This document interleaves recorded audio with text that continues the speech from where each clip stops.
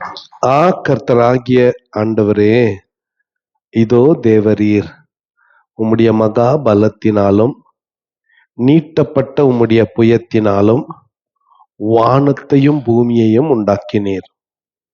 உம்மாலே செய்யக்கூடாத அதிசயமான காரியம் ஒன்றுமில்லை. எரேமியா 32 அதிகாரம் வசனங்கள் 17-19 வரை நாள்ல நாம் தியானிக்க போகிறோம்.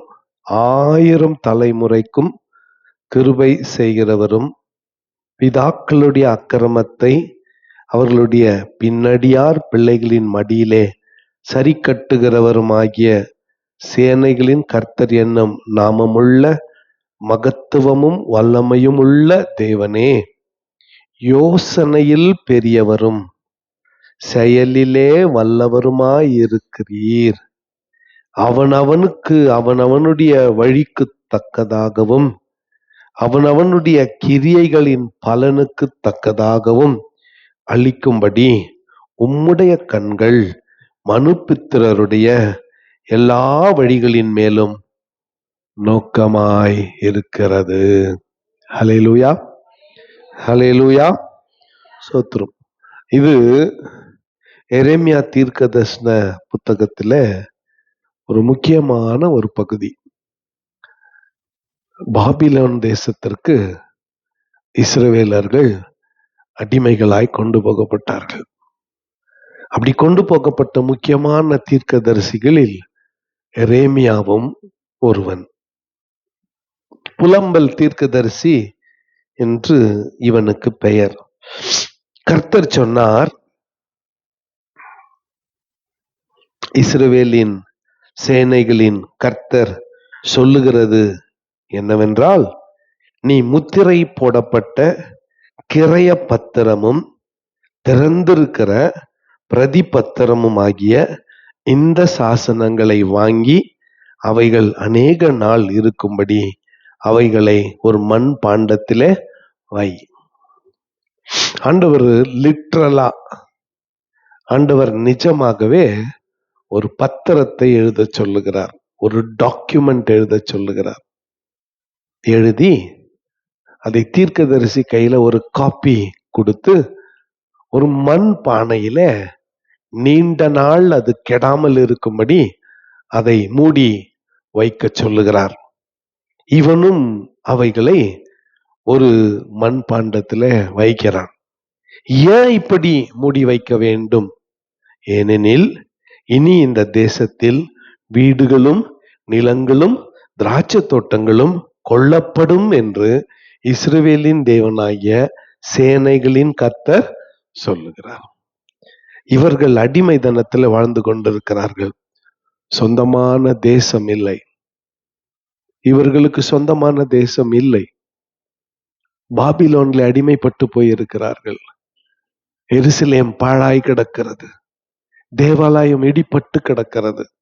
இந்த நேரத்துல வருங்காலத்துக்கு, for the days to come, வருங்காலத்துக்கு ஆண்டவர் ஒரு வாக்கு தத்தத்தை சொல்லுகிறார். என்ன அந்த வாக்கு தத்தம்? இதே மாதிரி நீங்கள் கைவிடப்பட்ட நிலைமையிலே இருக்க மாட்டீர்கள். இதே மாதிரி நீங்கள் யாருமற்ற நிலைமையிலே இருக்க மாட்டீர்கள். மறுபடியுமாக உங்கள் தேசத்தை புதுப்பித்து கட்டிக்கொள்வீர்கள். அப்பொழுது வீடுகள் வாங்கப்படும், தோட்டங்கள் வாங்கப்படும், நிலங்கள் வாங்கப்படும், திராட்சை தோட்டங்கள் வாங்கப்படும். ஆகவே இந்த காரியத்தை ஒரு பத்திரத்துல எழுதி அதை நகலெடுத்து ஒரு மண் பாத்திரத்துல மூடிவை என்று கர்த்தர் சொன்னார். இந்த வார்த்தையை கேட்டதும் நான் கர்த்தரை நோக்கி பண்ணின விண்ணப்பமாவது, எரேமியா கர்த்தரை நோக்கி செய்த விண்ணப்பம், பிரேயர் ஆஃப் ஜெரேமியா. முதலாவது, கர்த்தராகிய ஆண்டவரே, இதோ தேவரீர் உம்முடைய மகாபலத்தினாலும் நீட்டப்பட்ட உம்முடைய புயத்தினாலும் வானத்தையும் பூமியையும் உண்டாக்கினீர்.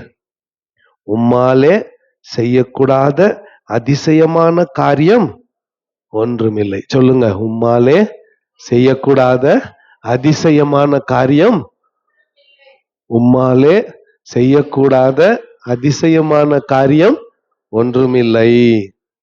கர்த்தராகிய ஆண்டவரே, இதோ தேவரீர் உம்முடைய மகா பலத்தினாலும் நீட்டப்பட்ட உம்முடைய புயத்தினாலும் வானத்தையும் பூமியையும் உண்டாக்கினீர். உம்மாலே செய்யக்கூடாத அதிசயமான காரியம் ஒன்றுமில்லை. அதிசயமாய் வானங்களை நீர் உண்டாக்கினீர். நீட்டப்பட்ட உம்முடைய புயத்தினால் வானத்தையும் பூமியையும் உண்டாக்கினீர். உம்மாலே செய்யக்கூடாத அதிசயமான காரியம் ஒன்றுமில்லை. நம் ஆண்டவர் அதிசயங்கள் செய்கிறதுல வல்லுனர். அவர் அதிசயங்கள் செய்கிறதுல வல்லுனர். பாட்டு மட்டும் பாடுறோம், அதிசயங்கள் செய்கிறவர் நம் அருகில் இருக்கிறார். ஆனா உணர்கிறோமா? Do we realize really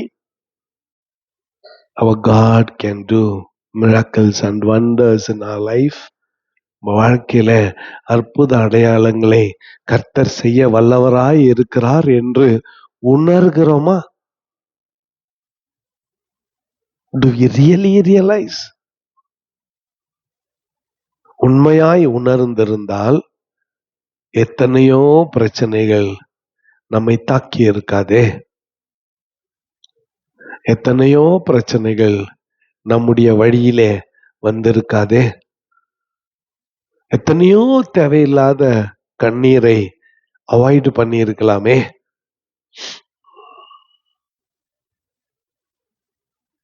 எத்தனையோ தேவையில்லாத காரியங்களை நம்ம வாழ்வில் விலக்கி இருக்கலாமே. ஃபர்ஸ்ட் நம்முடைய ஆண்டவர் அதிசயங்கள் செய்கிறதுல சிறந்தவர், வல்லுனர் என்பதை நினைத்துக் கொள்ளலாம். இரண்டாவது, அவர் எப்படிப்பட்டவர்? 18ஆம் வசனத்தின்படி 1000 தலைமுறைக்கும் கிருபை செய்கிறவர். அல்லேலூயா. ஒரு அல்லேலூயா சொல்லுங்க. 1000 தலைமுறைக்கு கிருபை செய்கிறவர். பிதாக்களுடைய அக்கிரமத்தை அவர்களுடைய பின்னடியார் பிள்ளைகளின் மடியிலே சரி கட்டுகிறவருமாகிய சேனைகளின் கர்த்தர் என்னும் நாமமுள்ள மகத்துவமும் வல்லமையும் உள்ள தேவனே. கவனிங்க, இங்க 1000 தலைமுறைக்கும் இரக்கம் செய்கிறவர் யாரை குறித்துனா, இஸ்ரவேல் ஜனங்களை குறித்து. ஆனா அடுத்த வாக்கியம் சொல்லுகிறது, அக்கிரமத்தை அவர்களுடைய பிள்ளை. யார் எங்க அக்கிரமம் செய்கிறவர்கள் என்றால், இவர்களை அடிமைப்படுத்தி வைத்துக் கொண்டிருக்கிற பாபிலோனியர்கள். இவர்களை அடிமைப்படுத்தி கொண்டிருக்கிறவர்கள், அவர்களை கர்த்தர் விசாரிப்பார். எரேமியா சொல்லி 2700 வருஷம் ஆயிடுச்சு. இப்போ எரேமியா சொன்ன இஸ்ரவேல் தேசம் இருக்கிறது, பாபிலோன் இருக்கிறதா?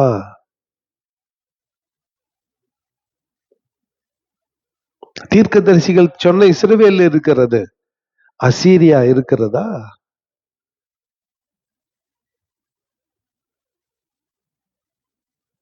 எதிராளிகள் இருக்கிறார்களா?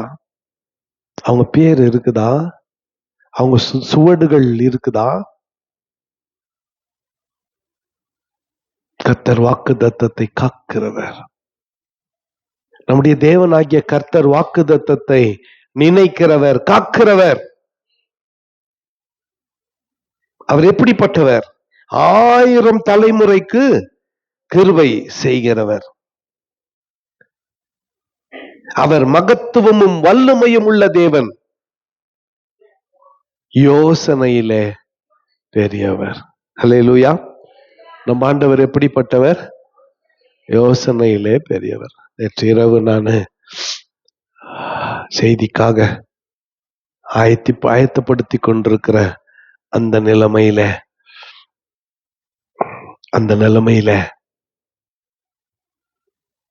எனக்கு வெளிப்பட்ட ஒரே ஒரு வார்த்தை, யோசனையில் பெரியவர். இங்கத்தான் நானு நீங்க எல்லாரும் ஸ்ட்ரக் ஆயிட்டு நிற்கிறோம். எத்தனையோ குரல்கள் நமக்கு கேட்கப்படுகிறது, எத்தனையோ குரல்கள், எத்தனையோ வாய்ஸ், எத்தனையோ சத்தம் ஒலித்துக் கொண்டே இருக்கிறது. We wanted to listen to every single voice. எல்லாத்தையும் கேட்க விரும்புகிறோம், எல்லாத்தையும் தெரிந்து கொள்ள விரும்புகிறோம். ஃபில்டர் பண்ண கத்துக்கணும். நம்ம என்ன பண்ண கத்துக்கணும்? என்ன பண்ண கத்துக்கணும்? சொல்லுங்க. டீ போட்டீங்க, என்ன பண்றீங்க? ஏன் சொல்லுங்க. ஏன் தேவையில்லாதத ஒரு டீல தெரிது, காதுல விழுற வார்த்தைங்க தெரிதா?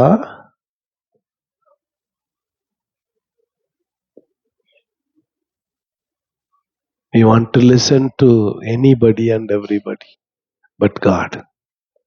ஆண்டவருடைய ஆலோசனைய மட்டும் விட்டுட்டு யார் என்ன சொன்னாலும் கேட்டுக்கிறது, யார் என்ன சொன்னாலும் கேட்டுக்கிறது, மனிதனுடைய வார்த்தைகளை கேட்டுக்கிறது, நம்பிக்கையற்ற வார்த்தைகளை கேட்டுக்கிறது, ஏமாற்றம் அளிக்கிற வார்த்தைகளை கேட்டுக்கிறது, மரண பயத்தை உண்டாக்குகிற வார்த்தைகளை கேட்டுக்கொள்வது. ஆண்டவருடைய அனுமதி இல்லாம இந்த வெள்ளை கருப்பு வெள்ளையாகாது. ஆண்டவருக்கு அதான் வேலையா? என் முடிய கருப்பாவாம பாத்துக்கிறது தான் வேலையா? இல்ல. வயசானா தானா வெள்ளையாயிடும். நான் தான் என்ன போட்டு மூடுறது? சொல்லுங்க. அவர் நேச்சுரலா வெள்ளை பண்றாரு, நம்ம தான் என்ன பண்றோம்? டை அடிச்சு மூடிடுறோம். ஏன்னா நம்மளுக்கு வயசாயிடுச்சுன்னு யாருக்கும் தெரியக்கூடாது. அடி வச்சுன்னு என்ன பண்ண போற? பொண்ணுக்கு 18 தான். என்னப்பா என்ன அதுல லாபம் உனக்கு? ஒரு பைசாக்கு பிரயோஜனமா அது? எத்தனை குரல்களை கேட்க விரும்புகிறோம் நாம்? எத்தனை துராலோசனைகள் தெரியுமா? எத்தனை துராலோசனைகள் தெரியுமா? 1ஆம் சங்கீதத்துல மட்டும் வாசிக்கிறோம், துன்மார்க்கருடைய ஆலோசனையில் நடவாமலும் பாவிகளுடைய வழியில் நில்லாமலும் பரியாசக்காரர் உட்காரும் இடத்தில். ஆனா பரியாசக்காரர் கூட தான் இருக்கு ஆசை நம்மளுக்கு. தின்ன பேச்சு வீரர்கிட்ட சும்மா உக்காந்து பேசிக்கணும். சும்மா ஒரு 5-10 பேர் ஒன்னா சேர்ந்துருவாங்க. அங்க போயிட்டு ஏசு நல்லவர்னு சொல்லி பாருங்க, எல்லாம் ஓடிடுவாங்க. நான் சொல்றது ரொம்ப சீரியஸ். எங்க டைம் பிளாக்ல சென்டர்ல ஒரு மரம் இருக்கும். அந்த மரமே இல்லை இப்போ, புச மரம். இந்த பக்கம் ஒரு காய் கடை, இந்த பக்கம் ஒரு காய் கடை, இந்த பக்கம் சர்பத்து, இந்த பக்கம் பழம். இதெல்லாம் வித்துன்னு உக்காந்து இருப்பாங்க. தாயம் இருப்பாங்க ஒரு பக்கத்துல. எங்களுக்கெல்லாம் மீட்டிங் பாயிண்ட் அதுதான். தாயம் ஆடுறவங்க போலீஸ் வந்தா ஒரே ஓட்டம் பிடிக்க வேண்டியதுதான். அங்கேயே தான் ஹவுஸ் போர்டு, எல்லாம் centre point, time block meeting point. Okay, அங்க எல்லாம் கூட்டின்னு இருப்பாங்க. ரைட்டா? அங்க ஒருத்தர் ட்ராக்ஸ் எடுத்துன்னு அந்த இது ஒண்ணு இருக்கும், பொன்னல், அதுல வச்சுன்னு ஏசு நல்லவர் நம்ம பீட்ரையா ஒருத்தர் அங்க உருகம் பீட்ரையா வருவாரு. வந்த உடனே எல்லாம் எஸ்கேப்பு.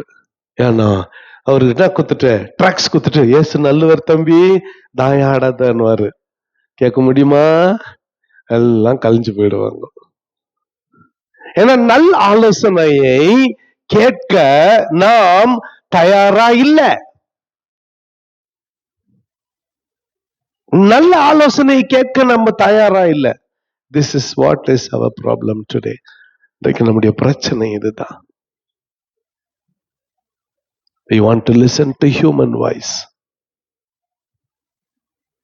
மனித குரலை கேட்க விரும்புகிறோம். ஆனால் கர்த்தர் இங்க தீர்க்கதரிசியின் வாயிலாக சொல்லுகிறார், நம்ம ஆண்டவர் தான் எப்படிப்பட்டவர்?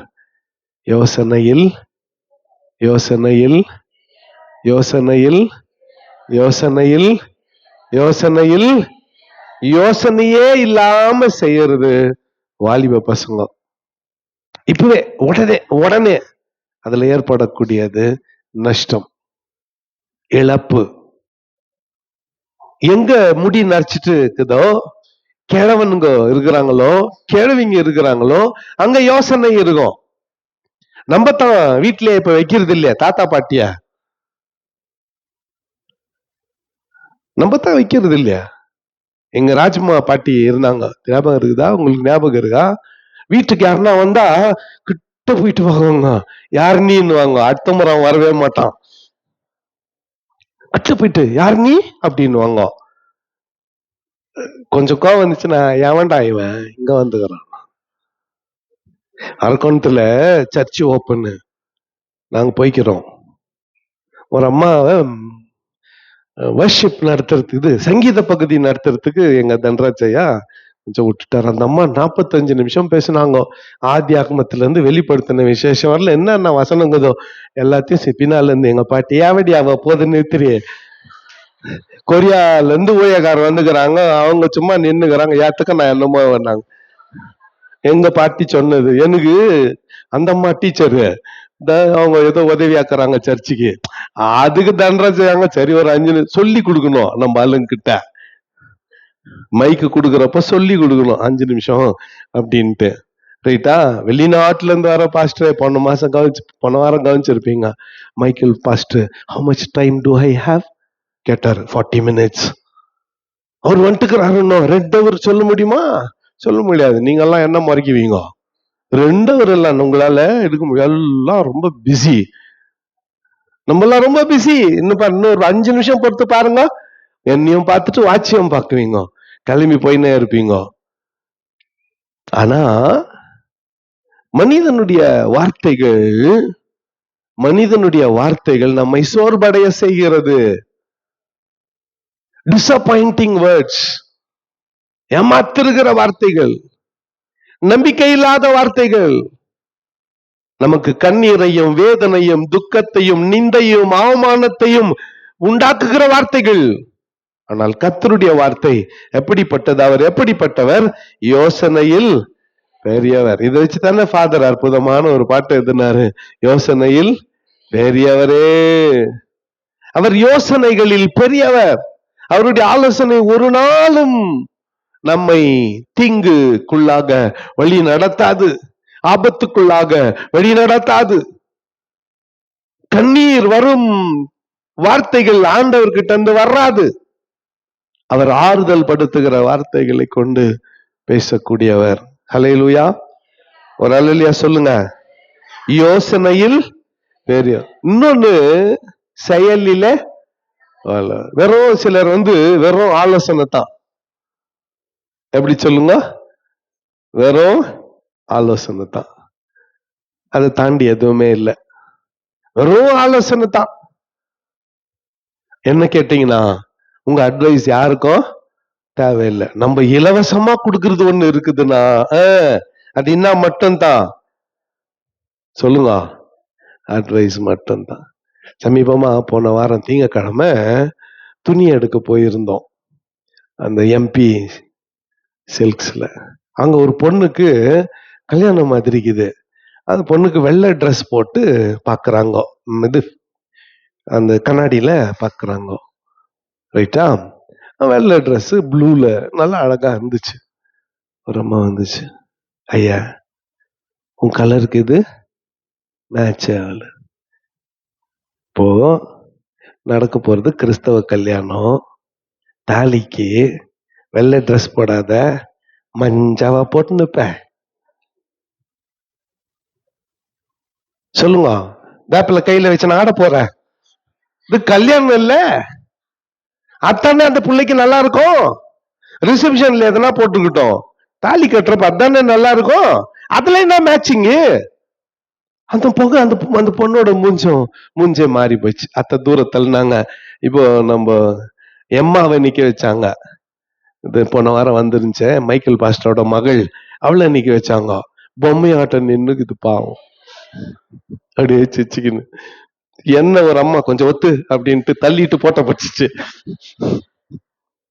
தூர பாப்பா கொஞ்சம் தெரியல தூர் என்ன நம்மளுக்கு அதுக்கு என்ன கனெக்ஷனே இல்லை. அட்லீஸ்ட் அவங்க அப்பா நின்னுந்தாவது கனெக்ஷன் தெரிஞ்சு.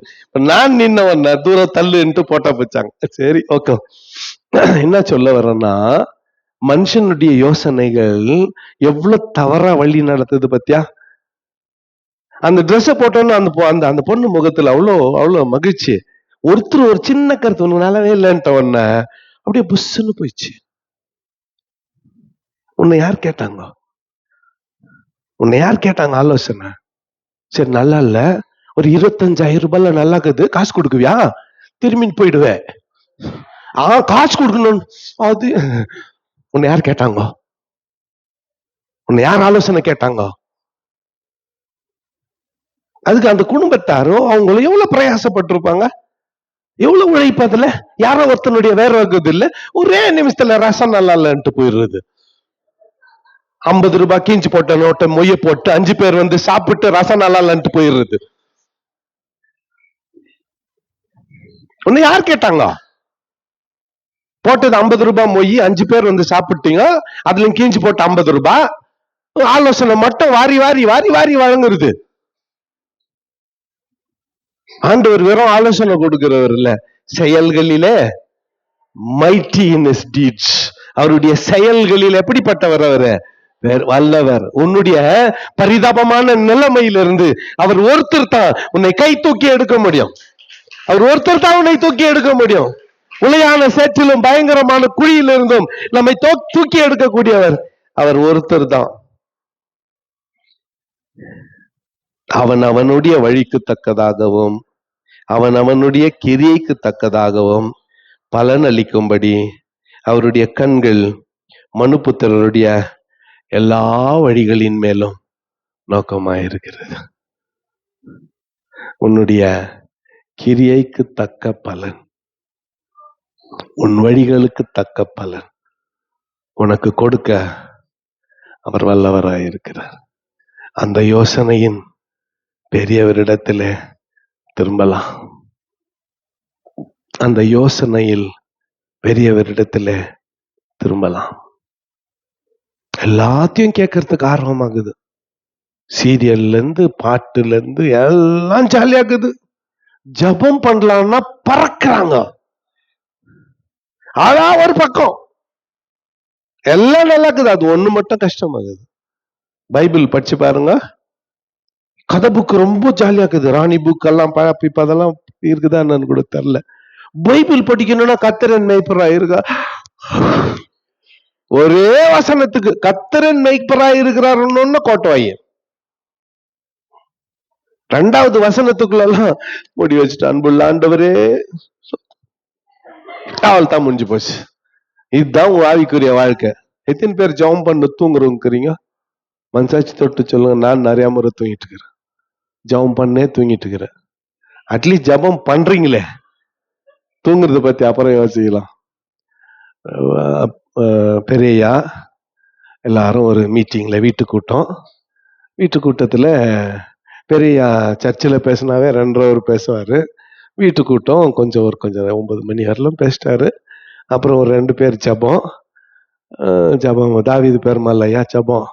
அவரு ஒரு பாட்டோட ஜபம் பண்ணுவாரு. ஏன்னா கறி குழம்பு ஊத்துறப்போ ஒரு கரண்டி எக்ஸ்ட்ரா ஊத்தணும். இன்றை தினம் அதிலும் அந்த பாட்டு சாப்பாட்டுக்கு அவர்கிட்ட வந்து கொஞ்சம் ஜோரா பாடுவார். பாஸ்டர் அம்மா வந்து, விதர் நீங்க பாடலன்னா கூட நான் போடுவேன் இந்தாங்க அப்படின்னு போடுவாங்க. சரி விடுங்க. என்ன ஆயிடுச்சு, அந்த ஜபம் என் ஆத்மாவே கர்த்தரை ஸ்தோத்திரின்னு சொல்லி முடிச்சுட்டாங்க. லார்வின் ஐயாக்கு மட்டும் செவுத்தோரத்துல கொஞ்சம் இடம் அப்படியே சாஞ்சுன்னு தூங்கிட்டு இருக்குதாரு. என் ஆத்மாவே கர்த்தரை ஸ்தோத்திரி சொல்லிட்டு எல்லாருக்கும் கை குலுக்குங்கிறப்போ இவரு ஆமேன்னு இருப்பாரு. பிரதர் அப்பவே ஜபம் முடிஞ்சிடுச்சு. யார் சொன்னது? பெரியா பிரதர், லார்வின் பிரதர், ஜபம் அப்பவே முடிஞ்சிடுச்சுட்டாரு. இப்படி சொன்னா பறந்து ஓட மாட்டீங்க? அடுத்த ஞாயிற்றுக்கிழமை வருவீங்க. ஜபம் முடிஞ்சிச்சுன்னு சொன்னா